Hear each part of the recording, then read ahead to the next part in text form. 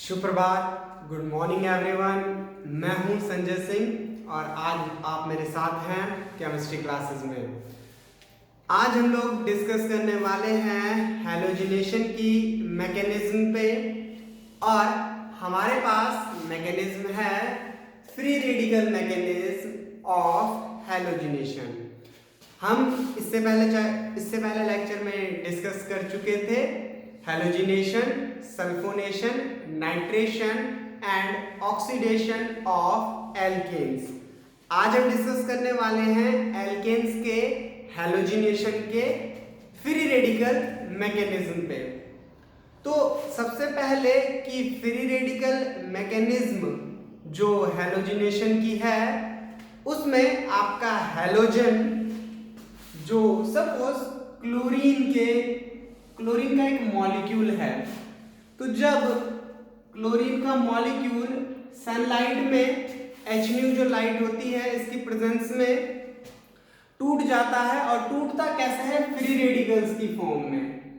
दो free radical बनते हैं, बहुत ज्यादा एक्टिव होते हैं और फ्री रेडिकल जो हमारा बनता है ये होमोलैटिक फिजन के बाद बनता है, homolytic fission of a single bond. तो आपको पता है फिजन कितने तरीके का है, तो कमेंट में बता दीजिए फिजन कितने तरीके का है और इसके प्रोडक्ट क्या क्या होते हैं। फिलहाल हम डिस्कस करते हैं तुम्हारा होमोलैटिक फिजन के बाद।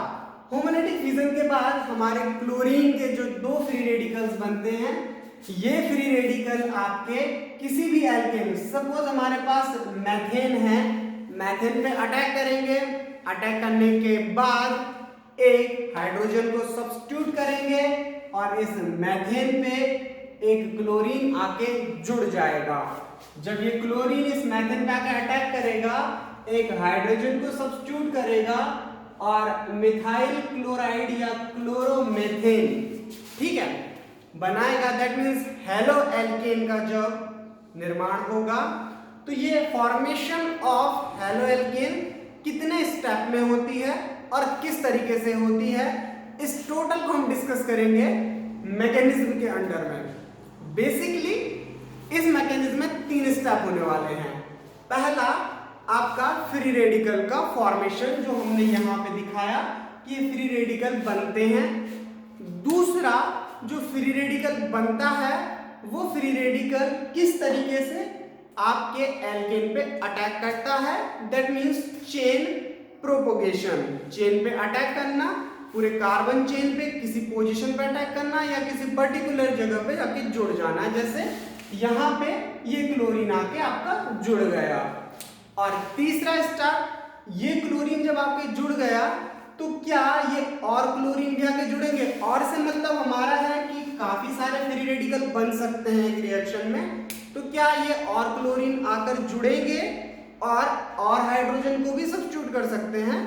तो कैसे करते हैं और कब करते हैं, और आखिर में जो स्टेप होगा थर्ड स्टेप में, ये जितने भी क्लोरीन सब्स्टिट्यूशन दिखाएंगे उनको हटा देना, दैट मीन्स रिएक्शन को बंद कर देना, ठीक है, दैट मीन टर्मिनेशन। तो आपके 3 स्टेप में मैकेनिज्म होने वाली है। फर्स्ट आपका फ्री रेडिकल का फॉर्मेशन, सेकेंड आपके हैलोजन का एल्केन पे अटैक और चेन का बढ़ना, और नंबर थर्ड आपका उस हैलोजन के अटैकिंग के बाद जो प्रोडक्ट बनता है वो फाइनल होगा या आगे बढ़ेगा या कैसे होता है कैसे नहीं होता, ठीक है, उस चीज के लिए।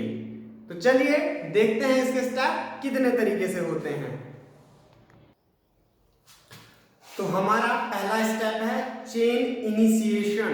जो चेन इनिशिएशन है इसको हम कह सकते हैं formation of free radical, free रेडिकलों का या मुक्त मूलकों का निर्माण। इसमें क्या होता है कि जो हैलोजन मॉलिक्यूल होता है ये एब्जॉर्ब करता है आपकी लाइट को, और जब ये लाइट एनर्जी को एब्जॉर्ब करता है, सनलाइट को एब्जॉर्ब करता है, HNu एक फोटोन को एब्जॉर्ब करता है, तो ये एनर्जी गेन करने के बाद क्या करता है, फ्री रेडिकल्स की फॉर्म में टूट जाता है। आप देखेंगे कि यहाँ पे एक सिंगल बॉन्ड है दो क्लोरीन एटम्स के बीच में। सिंगल बॉन्ड जो उनका बना होगा ये इलेक्ट्रॉन्स की शेयरिंग से बनता है। जब HNu लाइट आती है तो HNu लाइट आने के बाद क्या होता है, ये बॉन्ड ब्रेक डाउन होता है और ये सिंगल इलेक्ट्रॉन अपने अपने एटम्स के पास वापस चले जाते हैं। ये हाफ हेडेड एरो है, सिंगल इलेक्ट्रॉन के ट्रांसफर को दिखा रहा है। और आपका क्या होता है, दो फ्री रेडिकल बन जाते हैं। तो पहला स्टेप है आपका चेन इनिशिएशन, जिसमें हमारे मुक्त मूलकों का निर्माण होता है। आपका हैलोजन एक फोटोन ऊर्जा को अवशोषित करता है और दो मुक्त मूलकों में टूट जाता है। ठीक है,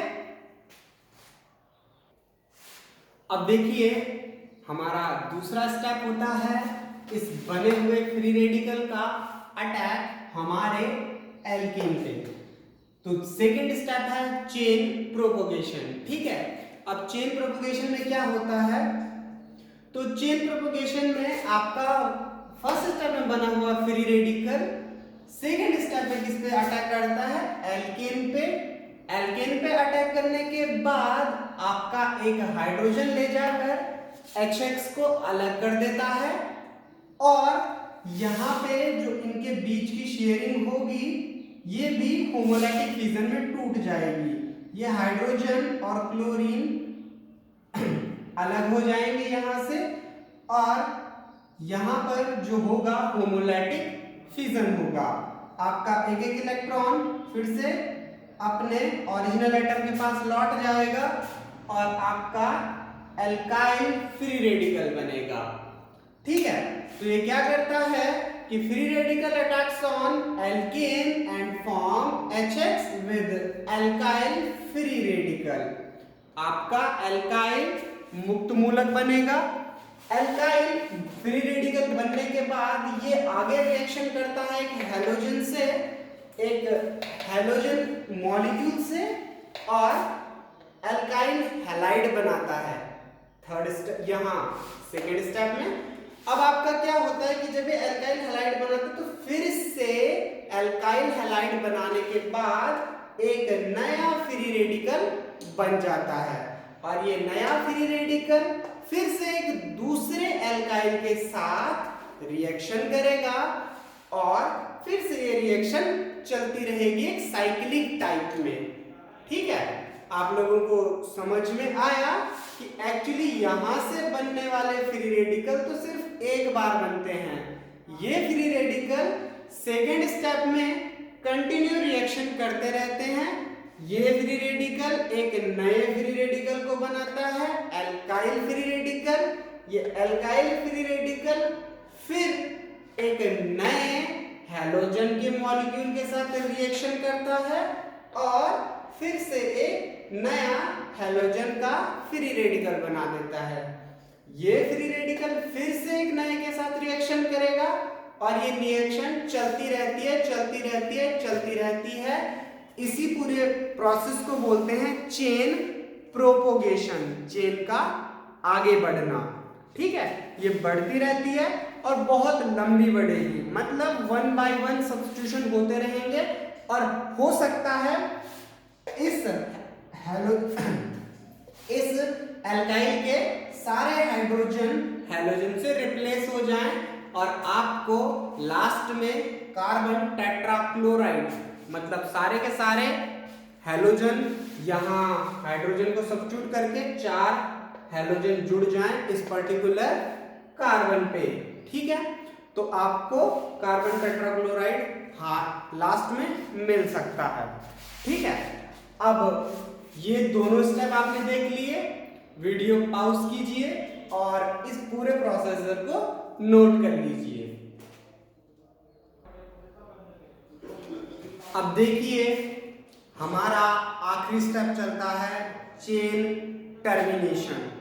ठीक है, चेन टर्मिनेशन का मतलब है चेन को लास्ट में बढ़ने से रोका कैसे जाए, कैसे हैलोजन और हैलोजन और एल्काइल के रेडिकल्स आपस में जुड़ते हैं या कैसे ये फ्री रेडिकल बनने का प्रोसीजर खत्म होता है और हैलोजिनेशन रिएक्शन समाप्त हो जाती है, एंड हो जाती है।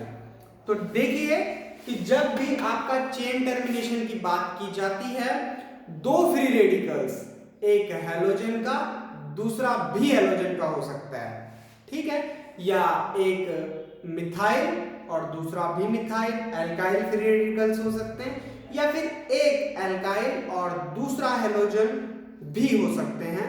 कोई से भी दो फ्री रेडिकल पूरी रिएक्शन के बीच में आपस में जुड़ जाएंगे और एक न्यूट्रल मॉलिक्यूल को बनाएंगे, एक न्यूट्रल मॉलिक्यूल जो रिएक्शन करने के लिए बिल्कुल तैयार नहीं होगा, ठीक है। तो क्या करेंगे, चेन टर्मिनेशन में two free radicals combine together, दो मुक्त मूलक आपस में जुड़ते हैं एंड क्या बनाते हैं, फॉर्म न्यूट्रल मॉलिक्यूल्स, ठीक है। They combine among themselves and form neutral molecules, वो आपस में जुड़ते हैं और क्या करते हैं, एक न्यूट्रल मॉलिक्यूल का निर्माण करते हैं, उदासीन अणु बनाते हैं। ये तीन तरीके से हो सकता है। पहला, दो हैलोजन के फ्री रेडिकल आपस में जुड़कर फिर से एक हैलोजन का मॉलिक्यूल बनाएंगे, एक हैलोजन और एक एल्काइल आपस में जुड़कर एल्केन हैलाइड बना सकते हैं, और दो एल्काइल ग्रुप आपस में जुड़कर एक नया एल्केन बना सकते हैं, ठीक है। तो ये आपका चेन टर्मिनेट हो जाता है। इंपॉर्टेंट रिएक्शन की मैकेनिज्म है ये, तो आप इसे नोट कर लीजिए। तो वीडियो पॉज कीजिए और ये वाला थर्ड स्टेप भी नोट कर लीजिए। चलिए बात करते हैं कि क्या जो हमने मैकेनिज्म पढ़ी ये एक्चुअली होती है या सिर्फ हम सोच रहे हैं। तो इसके रेफरेंस में कि ये चीज़ एक्चुअली हकीकत है, हम लोगों को रेफरेंस मिलते हैं कि हाँ हमने जो मैकेनिज्म सोची है ये एक्चुअली होती है। होती है तो कैसे होती है? पहली बात, जो आपका फ्री रेडिकल मैकेनिज्म है हमने उसमें देखा कि शुरुआत में क्लोरीन को तोड़ने के लिए हमने सनलाइट ली, HNO लाइट ली, ठीक है। तो मतलब लाइट की प्रेजेंस बहुत जरूरी है। और अगर आप एक्चुअली भी देखो तो हैलोजिनेशन जो रिएक्शन होती है वो कभी भी लाइट के एब्सेंस में नहीं होती, डार्क में नहीं होती, ठीक है। तो ये पहला एविडेंस है कि हाँ हमने जो सोचा वो सही है, क्योंकि ये लाइट के एब्सेंस में तो होती ही नहीं है रिएक्शन। तो अगर लाइट की प्रेजेंस में नहीं होती और होती है और लाइट के एब्सेंस में नहीं होती, तो पहला एविडेंस हमें मिल जाता है कि फ्री रेडिकल मैकेनिज्म सही डायरेक्शन में है, ठीक है। अब दूसरी बात हम लोग करते हैं कि क्या ये मैकेनिज्म सिर्फ एक ही बेसिस पे सही है? तो नहीं, इसका एक दूसरा एविडेंस है। वो एविडेंस है आपका कि जो हमारी क्वांटम यील्ड होती है, जो मतलब फाइनली प्रोडक्ट हमारा बनता है, या ये बहुत ज़्यादा हो जाता है। ज़्यादा का मतलब इसकी यील्ड बहुत ज़्यादा होती है। अगर हम हैलोजिनेशन में देखें तो हम यही तो देख रहे थे कि हमने एक अकेला फोटोन यूज किया था क्लोरीन को तोड़ने के लिए, और एक अकेले फोटोन ने दो क्लोरीन के फ्री रेडिकल्स बना दिए थे, ठीक है। अब ये फ्री रेडिकल्स जब कंटिन्यू रिएक्शन कर रहे थे, चेन बाय चेन बढ़ रहा था, इससे एल्काइल बना और ये एल्काइल इससे बना, ये एल्काइल ने फिर एक क्लोरीन बनाया, इस क्लोरीन ने फिर एक एल्काइल बनाया, ठीक है। मतलब स्टेप बाय स्टेप इधर उधर इधर उधर गेम जारी है जैसे, और ये बनते जा रहे हैं बनते जा रहे हैं बनते जा रहे हैं, continue continue continue step by step जा रहा है। दैट मीन्स हमने तो बनाए दो थे और भाई साहब एक ने इतना बड़ा कमाल कर दिया कि वो कंटिन्यू बहुत सारा यील्ड दे गया हमें, तो दो भी बहुत ज्यादा यील्ड देंगे। दैट मीन्स हमने लगाया बहुत कम फोटोन, एक फोटोन, और मिल बहुत सारा गया, जैसा आपको मिल रहा है इंटरेस्ट बैंक से, ठीक है। तो खैर उतना तो नहीं मिलता। तो ये क्या होता है आपका कि कंटिन्यू स्टेप बाय स्टेप चलता है और आपका जो अमाउंट है वो बढ़ता जाता है। कभी ये रेडिकल बना रहा है, कभी ये रेडिकल बना रहा है, फिर प्रोडक्ट बनते जाएंगे और ये क्वांटम एनर्जी बढ़ती जाएगी, ठीक है। मतलब आपने एक एनर्जी के एक क्वांटम के बेसिस पे बहुत सारे रेडिकल बना दिए और एनर्जी बढ़ रही है बढ़ रही है बढ़ रही है। ये दो बहुत बड़े एविडेंस हैं, एक लाइट का होना और दूसरा हाई क्वांटम यील्ड का। अब जो हमारा तीसरा है वो ये है कि आपका जो ऑक्सीजन होता है वो इस रिएक्शन को रोक देता है, बढ़ने नहीं देता। बढ़ने नहीं देता का मतलब कि when in the presence of oxygen we produce halogenation, the reaction will slowly decreases and finally stop। Oxygen क्या करता है, ऑक्सीजन भी डाइवैलेंट होता है। ये ऑक्सीजन एक जगह इधर चिपक जाता है और एक जगह इधर चिपक जाता है, तो ये वाला रेडिकल यहीं से खत्म हो जाता है इस ऑक्सीजन की वजह से। अब ये ऑक्सीजन इन्हें खत्म कर देता है तो ये फाइनल आगे बढ़ नहीं पाएगा। दैट मीन्स कि ऑक्सीजन ने इसको खत्म कर दिया। तो ऑक्सीजन की प्रेजेंस क्या बताती है, हैलोजिनेशन का स्लो डाउन होना और हैलोजिनेशन पूरी रिएक्शन का स्लो डाउन होके स्टॉप हो जाना ऑक्सीजन की प्रेजेंस में। दैट मीन्स ये इसके लिए एक क्या होता है, पॉइजन की तरह पूरी रिएक्शन को बंद कर देता है। ठीक है, ये तीन एविडेंस हैं जो हमारे लिए बहुत इंपॉर्टेंट है हैलोजिनेशन के फ्री रेडिकल मैकेनिज्म के लिए। ठीक है, अब आखिरी जो हमने बोल ही दिया है कि एविडेंस क्या होते हैं इसके, तो आपके लिए तीनों एविडेंस लिख दिए गए हैं। That reaction does not take place in dark, अंधेरे में हैलोजिनेशन नहीं होती, सूर्य के प्रकाश की उपस्थिति में, अनुपस्थिति में नहीं होती, सिर्फ सूर्य के प्रकाश की उपस्थिति में होती है। Number 2, the reaction has high quantum yield. आपकी पूरी रिएक्शन में कम फोटोन यूज करने पे क्वांटम यील्ड काफी ज्यादा हमारा प्रोडक्ट बन जाता है। और last, oxygen act as inhibitor. ये क्या करता है, पूरी रिएक्शन को रोकने का काम करता है, डिक्रीज करने का काम करता है, इनहिबिटर की तरह काम करता है, कैटलिस्ट की तरह काम नहीं करता। अच्छा, ये कमेंट में जरूर बताइएगा कि कैटलिस्ट क्या काम करता है। ठीक है, तो ये आप नोट कर लीजिए, तीनों स्टेप आपको बता दिए गए, तीनों एविडेंस आपको दे दिए गए हैं कि साक्ष्य क्या होते हैं हैलोजिनेशन के फ्री रेडिकल मैकेनिज्म के फेवर में या उसके पक्ष में क्या क्या तर्क आते हैं। ठीक है, नेक्स्ट क्लास में हम लोग स्टडी करेंगे। अच्छा, 1 मिनट पहले से पॉज करके सेव कर लीजिए, पॉज करके नोट कर लीजिए।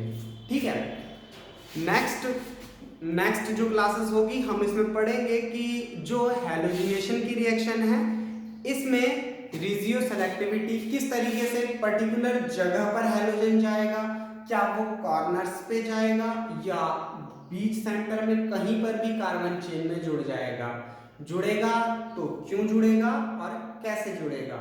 ठीक है, और फिर उसके पर्टिकुलर प्लेस सिलेक्शन के लिए जो पर्टिकुलर रिएक्शन करता है कैसे करता है, सेलेक्टिविटी। ठीक है, रेशियो सेलेक्टिविटी में सेलेक्टिविटी आएंगे कि पर्टिकुलर पोजीशन कैसे सेलेक्ट करता है हैलोजन कि मैं किसी कार्बन पे जाके चिपकूंगा, बहुत सारे कार्बन में से किसी पर्टिकुलर एक कार्बन पे जाके चिपकूंगा। ठीक है, सो आज की क्लास यहीं पे खत्म करते हैं। घर में रहिए, सेफ रहिए, सुरक्षित रहिए, खुद सुरक्षित रहिए और अपनों को भी सुरक्षित रखिए। तब तक के लिए नमस्कार।